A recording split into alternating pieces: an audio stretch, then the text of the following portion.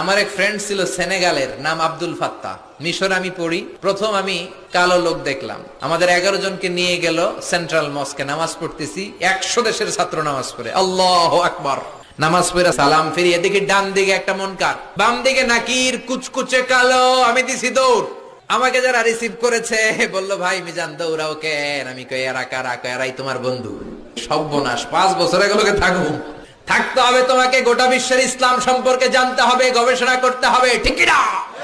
মিশতে শুরু করলাম কালোদের সাথে। কুসকুসে কালো, অনেক লম্বা, চুলগুলো এরকম বুটি বুটি হয়ে থাকে। আজীবন খবরে দেখতাম, ওই যে নেলসন ম্যান্ডেলারে দেখতাম খবরে, এবার সরাসরি দেখতেছি। এই ফাত্তা আমার পাশের রুমে থাকতো, তার পাশে থাকতো চাইনিজ, এরপরে পাকিস্তানি। তো এই ফাত্তা আমার রুমে ছিল ফ্রিজ, ওর রুমে ফ্রিজ নাই। ও পানি নেওয়ার জন্য, ঠান্ডা পানি নেওয়ার জন্য আমার রুমে আসতো। আমি ভয়ে ভয়ে ওর বোতল লয়ে দরজা আটকায় দিতাম। প্রথম দিকের কথা, ভয় পেতাম কি না কি হয়। পরে দেখি না, মাশাআল্লাহ, কলিজাটা আকাশের মতো উদার। অনেকে আছে ধবধবে সাদা, কিন্তু অন্তরটা এরকম কুচকুচে কালো, আছে না নাই? ওরা মানুষ কালো, কিন্তু অন্তরটা ভালো। কি বন্ধুত্ব হয়ে গেল আমাদের মধ্যে, ফ্রেন্ডশিপ। একবার আইসা বলে, এই মিজান, আমি এত কালোর কালো, তুই এত সাদা চামড়ার হলি কেমনে? ইসলাম বলে কালো সাদায় পার্থক্য নাই।